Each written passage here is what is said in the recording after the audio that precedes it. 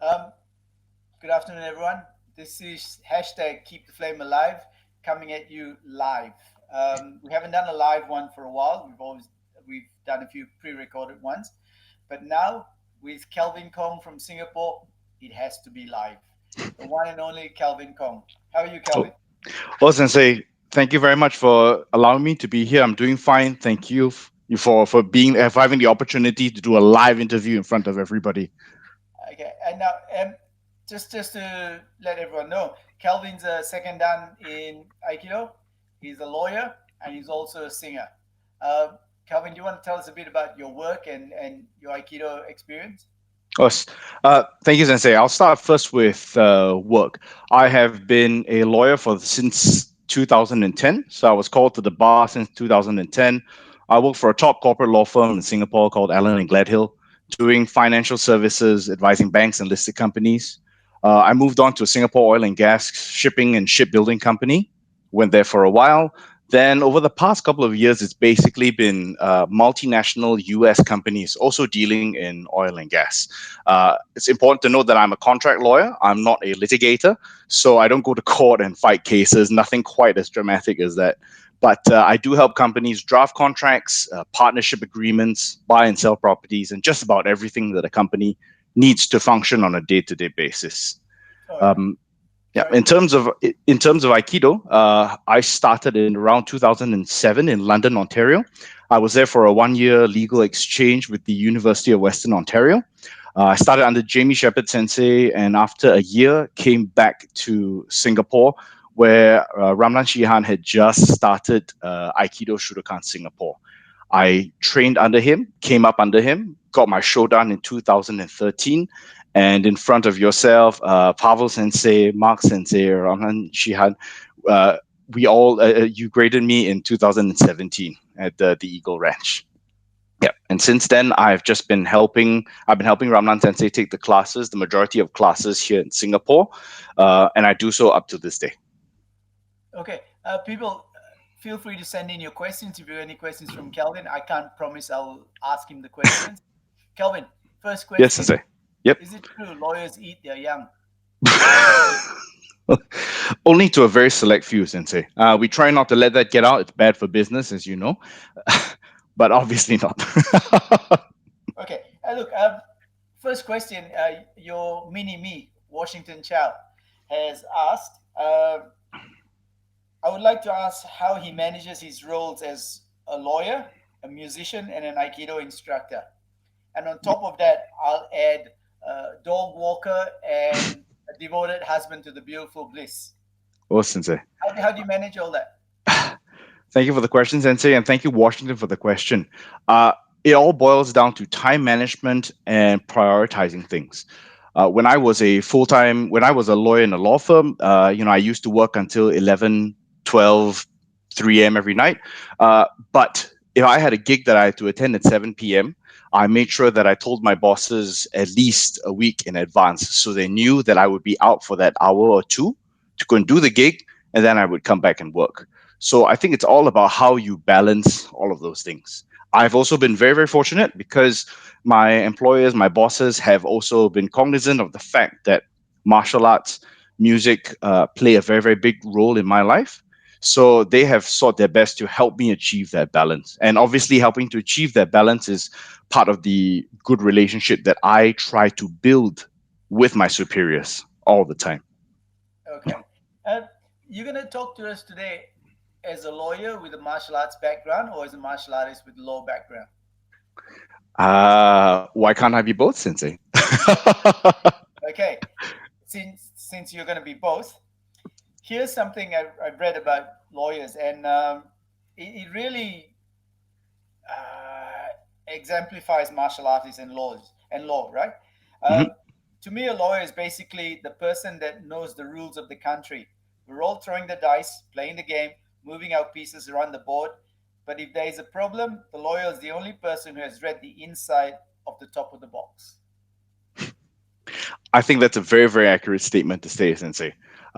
Lawyers, I'm not unique in this regard. I like to prepare and prepare and prepare beforehand. all knowledge is information. Sorry, all knowledge is power. All knowledge and information is power. And the more that you know, the better you are able to advise your clients, advise your teachers, and advise your own actions with regard to everything that you do. So, reading the inside of the box, that's what lawyers do. That's what lawyers do at breakfast, I would say. Okay. All right. Look, I got pulled up because I always say to people, I'll come back to you on that. I'll come back to you on that, and I never do. People, my way of interviewing is to let the guest have his way. So he takes me on a different tangent. I don't get to come back. My apologies. But Kelvin, knowledge is power. I'm going to come back to that one. Oh, Sensei. Remember to come back to that one. Oh, We Sensei. can't break that. Okay. Now, Kelvin, I want to throw a couple of phrases at you, right? And Yep. how it applies to martial arts schools, Aikido schools, martial arts teachers. The word duty of care for a teacher Mm. and for a dojo. What would that imply? So, a duty of care that an instructor has towards the dojo and his students is to essentially not be negligent, arm them with the correct techniques, but also be sure to monitor them to make sure that they don't fall afoul of harm's way. That's very, very important because obviously, when we practice a contact martial art, there will always be people getting injured. I think we accept it as given that at some point in time we are going to hurt ourselves during training. So the instructor's duty of care is to ensure that if there are any injuries, they are not too severe, and that we have done everything in our power, reasonably in our power, to ensure that it does not come to pass. So, for instance, a white belt does not put a chokehold on somebody if he's not been trained to do it. Okay. Look, but having said that, we get people to sign waivers, don't they? When they come Yes, to the door. yes, Doesn't that indemnify us?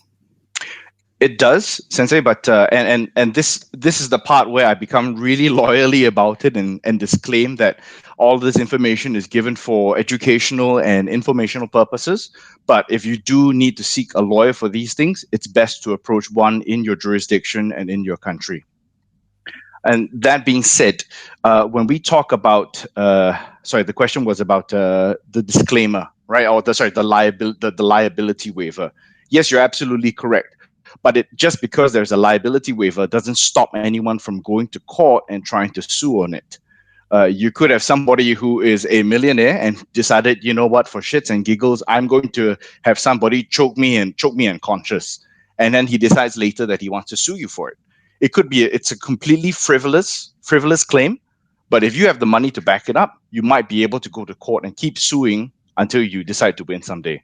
At the end of the day, a legal battle is really just that. It's I won't say it's more of a battle, it's more of a siege, and it's a war of attrition from one plaintiff suing a defendant. Okay. Now, I know I mentioned the waiver, but I was told a long time ago that the waiver is not worth the paper it's written on, because because a person cannot sign his God-given rights away. That's precisely true, Sensei. Which is why in the disclaimer that I said earlier, it really depends. It really changes from jurisdiction to jurisdiction.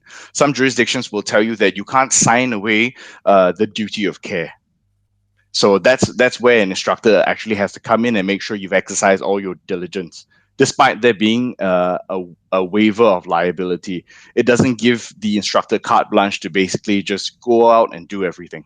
Hmm. So, so then the onus is on the plaintiff to prove negligence. Is that right? That's right.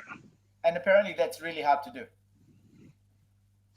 I think it's a difficult question to answer. To prove negligence is one of those things that it's actually an easy thing to prove negligence. It's difficult for most of us who are martial arts instructors to disprove that negligence because there's always another step that you could have taken. I think that's a part that's difficult to answer But because yes, Sensei. no, go on, go on. Yeah, because there's always another step that you could have taken. Somebody does a forward roll and he injured his arm. He falls and he hits, or he rolls too close and he hits his head against the pillar and he has a concussion. Um, I mean, can we say that we have not been negligent? Maybe we should have put him somewhere further away. Maybe we should have had somebody take a look at him. Maybe we should have found out, hey, did you actually hurt yourself? Maybe you're not in the right frame of mind right now. So that's why it makes it difficult for us to prove that we have not been negligent. Yeah. Okay, cool. Look, my only law education was never lawyers never sue a man of straw. Wise I'm words. I'm safe. Okay. Now, just in terms of instructors, right, Mhm. and legal liability. So let's say I teach a seminar and I teach someone how to do a hijishime or an armbar or something. They do it and they break someone's arm. Mm. Can I be held liable? Or they do it, it doesn't work well enough, and they get hurt. Can I be held liable? I know it's how long is a piece of string question, but can you touch on it? Absolutely, Sensei. I think that again, this is a question that turns very, very much on the facts. One thing that a lot of the people watching this should understand as well: if somebody wants to sue you, they will sue anyone and everything under the sun so that they can get to you. That would include the person who broke their arm. That would include the martial arts instructor. That could also extend to the premises, wherever the premises could be. So a plaintiff is always guided by their lawyer, and their lawyer will tell them, look, you'll sue this one, two, three, four, five, six people. Now, whether you can actually be held liable for that, again, turns on the facts. If you have done everything in your power and you've told everybody, look, you need to be sure that you need to be careful when you're doing this armbar. Don't break somebody's arm. Don't be silly. Don't push more than what is necessary. Then it could be argued that you've already done your best, right? You have no way of knowing if this person is a potential loose cannon. You don't know if maybe he enjoys breaking arms over the weekends. We have no idea. But you can always argue that you've done the best to your best of your ability, or best your reasonable best, to ensure that such accidents don't happen. And this happens at all of our seminars. I mean, we always encourage everybody, please, when you train safely. Don't train to hurt somebody. We do Aikido after all, so we're here to help and cooperate with people. Okay. Funny you should mention breaking arms on weekends. Rob Rosa sends his regards. Well, hey, Rob. Um, look, I was speaking to an instructor in Israel the other day, Aikido Sensei, and he mentioned a case where someone had done a lock on his student, and let's say he did kotegash, for example, or he did kotegash on his student, and his student sued him, saying that he did it with a lot more force than he'd ever done it before, and the student wasn't ready, and the student won. Any comment on that one? Apart from shame and disappointment, well, I honestly, Sensei, and I feel that when it comes to the law, it's a very, very difficult thing to answer. Judges are the ones who make the decisions on the cases. Judges can choose whether it can decide in this instance whether the plaintiff is correct or the defendant is correct. And that's why the unfortunate answer is it will depend on the circumstances. Maybe in that instance, Gadi Sensei's student was very, very lucky. Or If Gadi, wasn't his student? Was someone in sorry, his, yeah? So someone. someone's student, and We the instructor. Aikido, so Oh, yeah. I think that being said, I mean the law does realize that judges. So what happens is that you typically have judges who decide at one level, and then this can later be appealed to judges at a higher level, and some judges at an even higher level. So courts also realize that judges at the lower level might not be making the right decisions, whether as a question of fact or as a question of law. When this happens, you can always appeal to a higher level, appeal to a higher court to review the decision and reverse the decision if necessary. The problem with that is you need Money. money to do it. Yep, Yeah. definitely. Look, we've got a question here. It's, from Christy. I hope I pronounced your name correctly. Doesn't signing a waiver release the instructor in the dojo from liability? Can you go over what you said again? Because all of us sign stuff when we go to seminars, when we go to enter a dojo. Can you touch on that again? Elaborate on that a little more, Um, maybe I'll use maybe Sensei, if you don't mind, what I'll do is I'll use an analogy, right? please. If Yep. yeah, yeah, if you buy a washing machine and the washing machine blows up in your face, right? That's product liability. And you can always hold somebody responsible for the product liability, the manufacturer, for instance.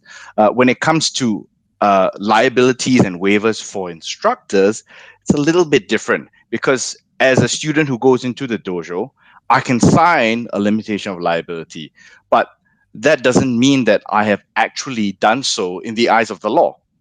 Courts and judges are the ones who eventually make that decision at the end of the day, and it's up to them to decide whether there are certain non-derogable rights that have been given. Sorry, non-derogable rights that have been infringed on. Sorry, for all us knuckle draggers out there, can you say that word in English or give us an explanation? Well, essentially, I can't sign away my ability, I can't sign away my consent to let you hurt me. Essentially, All yeah. right. And that basically is a it's sort of a public goods type of answer, I guess. Yeah. Cool. Thank you. All right. Look, if, that's a student-teacher type relationship, okay? What happens if one student hurts another? Same scenario, different? Mm. uh I would say that you don't even have to go through the liability waiver. If a student hurts the other student, then they can sue each other. It doesn't matter. Would Yeah. would the insurance cover it? The public liability insurance? Now that's an interesting topic. So, Sensei, what happens and what is usually recommended for most martial arts instructors is to get something called a professional indemnity liability policy. You may recall Felix from the Singapore dojo. So, yeah, he's basically he works for an insurance company, so he's always the best place to tell you about the types of insurance you can get. But essentially, professional indemnity liability insurance insures you, the instructor, against any potential negligence claims, duty of care claims that students can come up and sue for.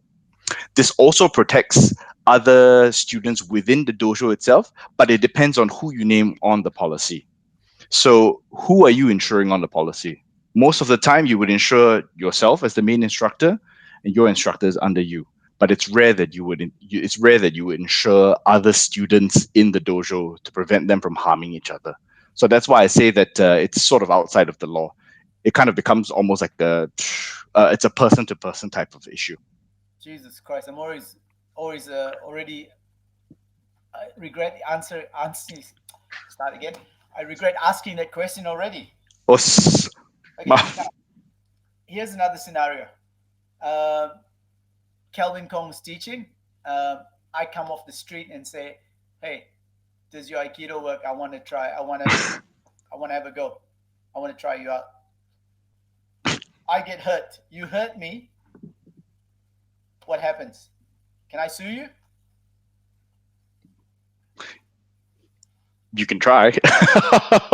I think if anybody comes in claiming that they want to essentially test your martial abilities, I would argue that they have impliedly signed away their right to be indemnified, because if you can't do the time, don't do the crime. So it's the same adage that happens here as well. Yeah, but then the onus is on you as the so-called martial arts expert to control the Mhm. situation without hurting me. You're absolutely right. And that may even extend to refusing to deal with this person, telling them, kindly, please get out of the dojo. We don't entertain people like that here. So it would all depend on how I plead to the court. Assuming this actually did happen, I would say somebody came up to me. They had an intent to harm me. They claimed that they want to test my abilities, but it came to a point where, as a martial artist to another martial artist, I was not able to carry on without neutralizing the threat. And therefore, I should be absolved of all liability. Okay, sorry, I'm just reading some of the comments coming up. Uh, Look, Kelvin, you said that knowledge is power. Yes, Sensei. Yeah, and what's wisdom then? What's wisdom?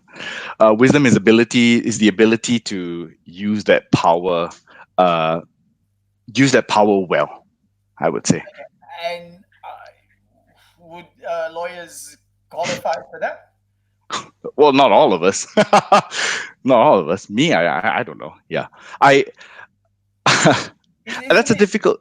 Yeah, it is, is it? But here we're getting to philosophical stuff here. But as a martial artist, we need to ask this question: is it incumbent upon all of us to use our knowledge in a beneficial manner, in a way that can help other people? I certainly think so, Sensei.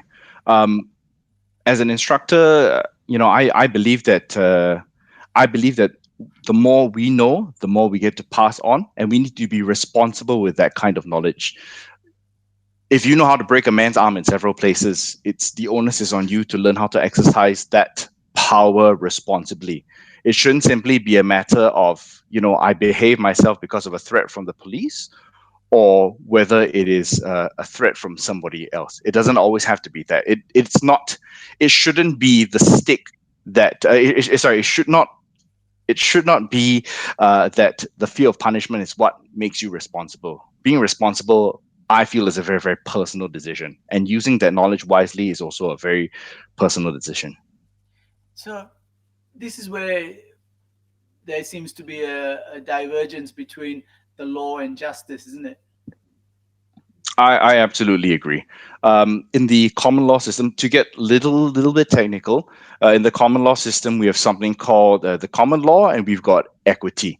So equity usually makes the so-called more moral decisions when the common law fails to do so. It's very technical. I don't think we can go into it right now, but even the law itself, it should tell you something that even the law itself recognizes that there are gaps somewhere. That's a very, very lawyer-like answer. Okay, here's a I do my question. best, Sensei. Here's a question from your good buddy Suresh. Uh, Reasonable instructing was mentioned earlier. How would we define the basic standard and actions as an instructor should follow to be considered reasonable? Well, thank you, Suresh. uh, better Is that lawyers. a five beer question? I beg your pardon, Sensei? Five beer question? More like a 50 beer question, I think. Uh, Law professors have debated or have won and lost tenure over questions like what is reasonable. And to be honest, we don't have a good answer. I'm sorry for everybody out there who thought that the law was this all-knowing, omniscient, omnipresent thing that realized what reasonable was. I'm sorry. Reasonable is a completely it's reasonable is subjective and objective at the same time. Reasonable is what the courts deem it to be, but also what you think it ought to be. And the actual answer as to what is reasonable, no one really knows. So that's a very, very difficult question to answer. But what I would say is reasonable for an instructor is what I would consider a due diligence defense. As an instructor, how do we do our due diligence? Um, Ramlan Sensei taught me that if you're teaching a class, as the instructor, when everyone is training, it's our job to look out and make sure that the white belts don't hurt themselves while they're training in the corner. You need to be able to see everybody who's doing everything. You need to be sure that you exercise that discretion properly. You need to be there on hand as a safety officer if necessary. So I think reasonable instructing in this instance refers to understanding what your duty of care is to the students and ensuring that they are able to train safely. Yeah. Ramlan Sensei is a very wise man. Of course, Sorry. Now, can you talk about due diligence and relate it to you guys coming back with the COVID? right. Of course. Um, we've been very, very lucky here in Singapore, Sensei. Uh, the Sports SG, which is I think the Singapore Sports Council, they actually allowed us to. They allowed Singapore associations, sports associations, to resume activities. Uh, but there are certain guidelines that have to be followed. For instance, if you do BJJ, it's not possible for you to do full-on grappling. So you can't do grappling. The judo guys can't do grappling either. But transient contact in terms of punches, kickings, and small wrist locks would, I believe, be allowed. And because they are allowed, what we do is we ensure that the syllabus tries not to touch on techniques that require more than transient body contact. We also ensure that the dojo has no more than 10 students on the mat at any time. And if there are 10 students, we split them up into groups of 5 and 5 and ensure that these groups are not in contact with each other to the extent possible. Okay. Yeah. Look, it's we're all struggling with what constitutes the right thing to do in COVID. I've heard recently about the Australian cricket team going to England, and one of the rules is they usually polish the ball with sweat, and apparently you're not allowed to use any facial sweat or sweat off your hands. Mm. Use the sweat off your back. But then martial arts, we're allowing people to grab each other's hands, and you're Mm. sweating, I'm sure. So Yes. it's all there seems to be different rules out there. I'm not asking you to comment on that if you don't want to. It's just I'm just curious. I think it's as in absolutely, Sensei. You know that we number a couple of doctors in our midst as well. Dinesh is also a doctor, and I had consulted with him as well. Before we actually started again, and the issue is always the germs that are on your hands, the sweat that's on your hands. Yes, absolutely. But as long as you don't touch your hands and face, which if you're in Kamai, you shouldn't be doing anyway, uh, there should be less risk of transmission. And for us, I mean, what we do is we make sure we disinfect the mats after every class. We've turned off the AC so that the dojo is now in an open air system with fans all around, so that there's good circulation in the dojo. We have breaks for water and for people to wash their hands, and we have contact tracing so that everyone who enters the dojo, there is a record that they have actually been there and that they've left the dojo. So in the event, touch wood, in the event that something does happen, we can tell the Singapore Sports Council and the government that we've been responsible.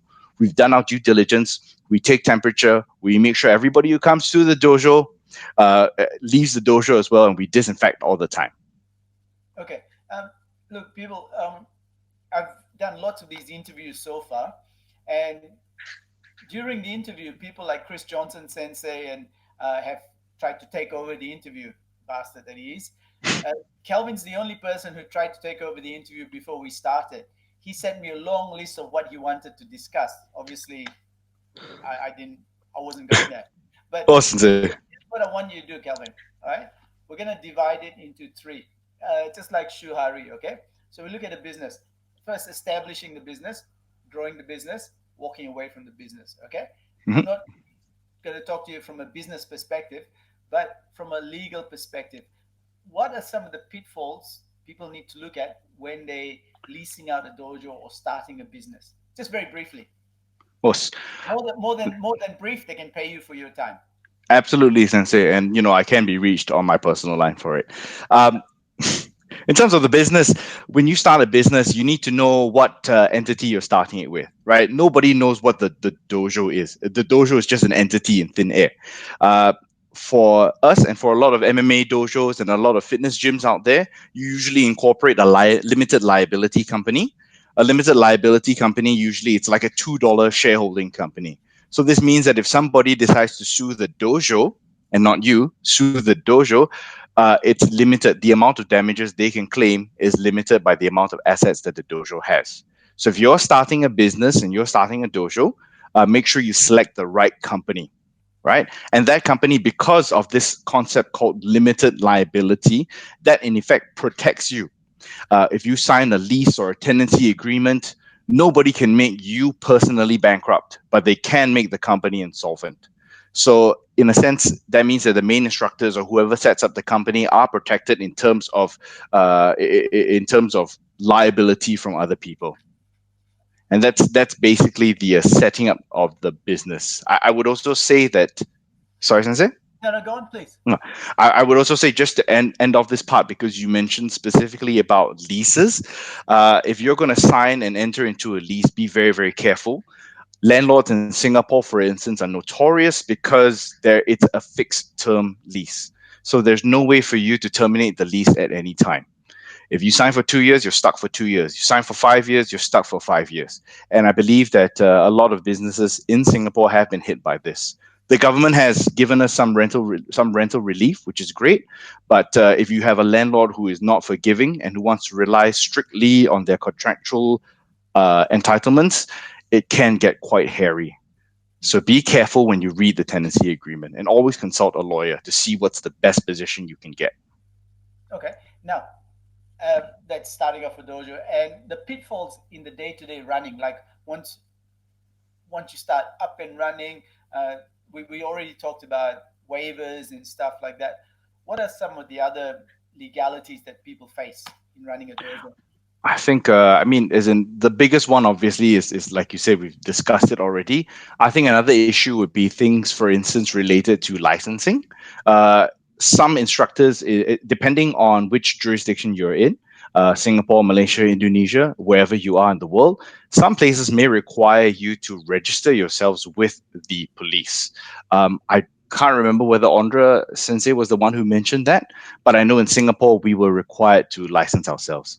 So if you don't have a proper license or if you don't carry the proper first aid certification, that could potentially put you out of business as well. I think that would be the biggest issue when it comes to running the dojo on a day-to-day basis.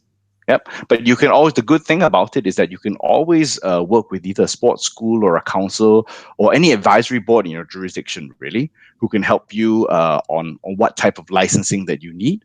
Typically, they will be the ones to tell you, all right, you need to get a first aid certification. You need to go to this council to get this. You need to go and get this, go and get that, and so on and so forth. And in Malaysia, I mean, Ramlan Sensei has a college, a registered college like the Institution of Physical Science, Culture, and the Arts. I think bodies like that would be essential in advising people running the dojo on a day-to-day basis. Definitely, IPSCA is very good. Yeah, Of yeah. course. But let me run something by you. Laws change, yeah, Yep. time, and we've had different government bodies come, different governments come in, state governments come in Australia, and start different bodies to uh, monitor, to govern martial arts, and Mm. they've changed the rules. Now, if someone comes in and changes the rules, can I not abide by it and say it's affecting my livelihood, which I've been doing for 40 years? You're affecting my livelihood by changing the laws. I'm going to go to court. I don't want to comply. Do I have a right? Uh, I think it would be difficult to do so, Sensei, simply because these will be the same people who give you the license to even have your livelihood in the first place. That would always be the first. Okay, Yes. true story. Um, the Victorian government a long time ago brought in a body to legislate martial arts, Mm. right? And it was ridiculous. They even they ended up licensing everyone. There were 18-year-old fifth dans. I kid you not, right? I refused to play the game. They didn't want to license me, so I threatened them with going to court because they were going to endanger my livelihood. Mm. A few years later, they dropped the whole board. Now they're talking about starting something up again, Mm. but that talk has died down again. So I don't want to play that game, and I've been operating for God knows how long. So can I argue that? I think it's always worth taking legal action against the council. I tell this to everybody because right now I work in compliance. So I tell everybody that I work with, if you don't make a complaint, nobody knows what the issues are. At the end of the day, an a town council, sorry, a council, as much as any kind of management, they only can address the issues which are brought to them by the public and by their licensees. I would say, actually, with regards to this specific situation, there is a legal concept that's known as grandfathering. It may or may not be present in it may or may not be present in statute expressly. But the concept of grandfathering would essentially be, hey, I've done this for the past 20 or 30 years. There hasn't been an issue with this before. Why is there an issue now? And even if there is, please waive it because you agreed to let me do this previously. And the problem with grandfathering clause is it turns out to be an all boys club. Advisors are old martial artists. So anyway, okay, Let's- let's move on. Okay, so the three stages of running a business, establishing a business, running a business, then walking away from a business. right. What are the pitfalls in maybe winding it up or selling your business, your martial arts skill, and walking away so you don't have anything hanging over your head, if you know what I mean? Understand, Sensei. Uh, it all comes back to the start. Like I said, choosing the right corporate entity uh, that is the dojo. Okay, it is the legal definition of the dojo in the eyes of the law. In Singapore, for instance, we have what is known as a limited liability partnership that is made up of Ramlan Sensei and myself. And this means that Aikido Shudokan Singapore is an entity in and of itself. Now, if the tragic decision comes one day to have to sell this, what you will be doing is you would be selling the entire business. When people want to buy your business, for instance, if let's say you don't own a dojo, let's say you own a fitness gym and you have a lot of equipment that you want to sell. Some people only want to buy the equipment, some people want to buy everything. The most important thing, and you have to approach a lawyer for this, but the most important thing is to make sure you sell everything, including your liabilities. So anything that you owe to banks, anything that you owe to people, that needs to be sold along as well. And I think the most important part is whatever you're selling, you need to try and retain a hold on the things that are important to you. That would be your intellectual property, your trademarks, your copyrights, patents, and all that type of stuff. Okay, I hope that answers your question, Sensei. it does, but it leads me to a very, very interesting question. Now, Yes. copyright. So, uh, this happened in the States a while ago, and I'm not going to mention names, and I might get some of my facts wrong. But let's say that teacher A Hmm. uh, comes from Japan and establishes a martial art in Australia, and he copyrights the school, his name as well. Now, I start training under him, and I say I've trained under teacher A, and I do this style of martial art. When I leave, I can no longer do that because he says it's seen to be profiting off his name, even though it is the truth. How's that work? Well, the problem is that you can technically copyright anything that you want to. It all depends on how proactive you are in terms of copywriting it. If let's say somebody were to want to make use of the same copyright, then and not being an intellectual property lawyer, this is just my understanding of the general principles. But it would be difficult for somebody else to make use of that copyright if it's actually been copyrighted. That's part of the problem when you have a lot of predatory, sorry, not predatory. You have pharmaceutical companies, for instance, who will file patents and claims and copyrights over the types of proprietary medicines that they have. This makes it difficult for other companies to mass manufacture them cheaply. And therefore, whoever manufactures these medicines, because they own the copyrights, the patents, and all rights to it, they essentially have a monopolistic hold on that type of medicine. So I'd say it's analogous to that situation. Okay. Now, here's another curveball for you. Uh, what's it like to be on the other side of the law? All right. Because Um, Kelvin has got a little story of being caught out on the other side of the law. It's not, it doesn't include Divine Brown or anyone like that. Uh, but so I'll let him tell you the story. oh, Sensei. Uh, as you know, I was traveling to Houston for work, and I didn't have the correct visa with me. So I was detained at the Customs and Border Patrol Authority for about 5 hours before they told me that I was being refused entry into the States. Thereafter, I was brought to a containment facility about maybe a 15-20 minute drive outside away from the airport. Um, it was a harrowing experience because it was the first time in my. Yes, Can you Sensei. talk about the Right. Yes, it was a harrowing experience because it was the first time that they decided that I was handcuffed, not of my own volition, um, handcuffed. They also shackled my ankles. They wrapped a body chain around me, and then they looped all three chains together. So you know how people talk about the jailbird shuffle? Yep. The jailbird shuffle is because you are unable to lift your legs and your knees any higher than 45 degrees because of all the chains that are on you. They escorted me to an armored van. They brought me to a containment facility where nobody spoke English. It was, I recall, this was about midnight or so, and they kept me until about 6 or 7 a.m. Did The you find whole time, a daddy in there? I beg your pardon, Sensei? Find a daddy in there? Oh no, I didn't. I mean, I personally found it very rude that I didn't even get approached at all. I would have thought that with my looks, I would be able to command some kind of currency. I see. But the sad non-romantic story is that no, nothing happened. It was actually really harrowing because while you're in there, you're not able to communicate with anybody. Nobody speaks your language.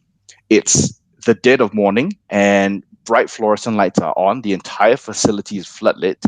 There is Telemundo playing at full volume about 2, 3 a.m. in the morning. So uh, I would say it's torture. I wouldn't go that far, but it was a very uncomfortable experience. And to be the only one there wearing, you know, just wearing civilian clothes, jeans and a t shirt, when everybody else is dressed in a blue jumpsuit, orange jumpsuit, or red jumpsuit. And those colors go according to the severity of the offenses that they're kept in there for. So it was a quite a frightening few hours. I think at that point in time, that was when I realized that without being stripped of your phone, being stripped of everything, including your dignity, that's a very, very hard thing to take. And doesn't matter how well you train for it, it will still come as a shock and a bit of a surprise when it does happen to you. And then after that, being Well, transported to. they transported me back to the airport. Yeah, they transported me back to the airport to wait for my flight, which was in, I think, 10 hours. I found a seat, covered myself with a blanket, and slept the whole way. And then and when I got onto the plane back to Singapore, I had to be escorted onto the plane. And during the layover in Russia, I had to be escorted. I was the last one off the plane. Nobody let me take my passport until I got back to Singapore. And how were you treated when you got back to Singapore? I'd like to say like a hero, but that's never happens that way. Uh, I think when I was in Singapore, the customs and border people were very kind to me. They are my countrymen after all, so I was very, very happy to see familiar faces and be able to explain it. It was difficult to do that because it was difficult to do that in the US because you know, uh, despite my keen ability with words, just it was difficult to convey the feelings that I had, and it was difficult in Russia as well. So you literally felt that you had no rights. It was quite an experience. I wouldn't recommend it, but it was quite an experience. Yeah. Um, Sounds pretty harrowing. I wouldn't. I don't envy you at all. Um, Now, before we're gonna start to wind up now, is there Was any advice you want to give people when they walk into a dojo, or people who run a dojo from a legal perspective, or from running a dojo, starting a dojo perspective? um, I guess you would say advice in terms of, well, when you run it, I think when you run a dojo, it's very important uh, to know and to be responsible for who the rest of your instructors are. As somebody who runs it, you would probably be named as I guess the head director or the chief officer of the dojo, the chief instructor. Either way, that carries some liability because you have a big target that's painted on your back. So you need to be careful with both the instructors whom you deputize your duties to, and because at the end of the day, you will always be held liable. You can all obviously, if the dojo gets sued and it is through a limited liability company or limited liability entity, that's one thing. But if there is a personal claim against you, then that is something that you need to be careful about. And all we talked about earlier about the due diligence defense basically applies as well. Yeah, it's difficult, isn't it? Because most of us just do it as a passion, and then Because you have to go through this whole swamp of yeah. Nothing. Yeah. To say, I think society. It's the social contract, right? I mean, you want to do business in my country, you have to stick to my rules. So that's the unfortunate thing, and that's why lawyers are always in business. And what's the bare minimum a student can expect from or should be able to expect from a teacher in Should terms be of able to. duty of care, responsibility? What's the bare minimum? I think the bare minimum is to have the student's best interest at heart and not to compromise his or her safety. I think ultimately that's the most important thing that an instructor has to keep in mind from a liability perspective. It's different if we talk about grooming them, because it's difficult to do all of these things. I mean, it's difficult to teach if every time you do a nikajo, you're worried that somebody is going to sue you. But I think, like I said, the minimum is you need to keep their safety in mind, but also more important and more overarching importance is you need to have a relationship with your students. Not that kind of relationship, but a relationship as in I understand. I'm glad you clarified though. One more thing. In terms of a dojo, what can a dojo expect from a parent organization or should be able to expect? from a parent organization. As in, okay, so Aikido Shudokan Singapore um, and Aikido Shudokan International. Um,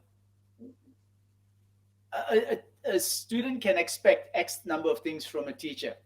Mhm. What can a dojo expect or should be able to get from an international organization? I think all the dojo would expect from the international organization is to be able to tap on the wealth of experience of its senior instructors. Uh, yeah, I think that's really it. It's tap on the resources of the parent organization. But that's only one half of the answer, because at the end of the day, the dojo itself has got a duty to the parent organization. That would include inviting said senior instructors for seminars. That would include paying your dues. That would include grading your students in accordance with what the parent organization sets out. So I think that relationship is really two way. Yeah, but so you're paying dues to an international organization. You Yes, should Sensei. be able to get more than just.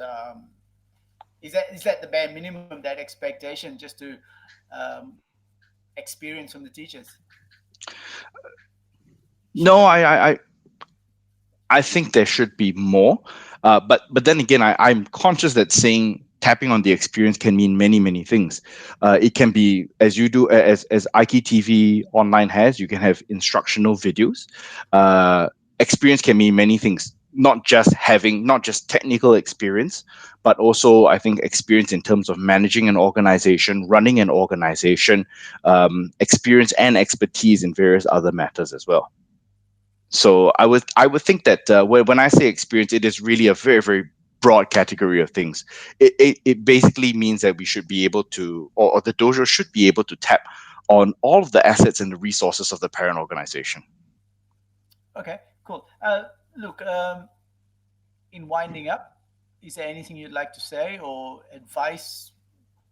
Tell a joke, whatever. Tell a joke. I think. Well, I think one question that one thing that I wanted to talk a little bit about my experience. I think as a corporate lawyer, that's with regards to drafting contracts and stuff like that. I've personally found that Aikido helps me a lot because it puts me into the same frame and the same mindset as the person whom I'm dealing with opposite the table. I clarify at the start that I'm not a litigator, so I can't go to court, and I don't go to court and I don't fight in court. But as somebody who's a corporate lawyer, I believe Aiki is very important for us. It means that I work with the person opposite the table. Fighting with each other is never going to achieve the desired result because we'll never have a contract if both of us get exactly what we want out of it. So it's about that blending. And I think Aikido is important for me as a lawyer. It's important for me as a musician because I need to be sensitive to the other musicians I'm playing with. And I believe that holds true for just about anybody who does Aikido, and regardless of whatever you do outside in your daily life. Oh, great. Thank you. Look, Kelvin's gonna place a little number. He's Oh, spoken Sensei. about law. He's talked about Aikido.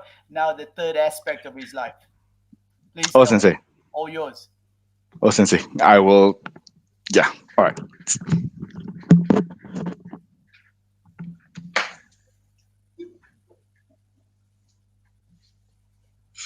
My apologies if this does not sound as good as it should in my head.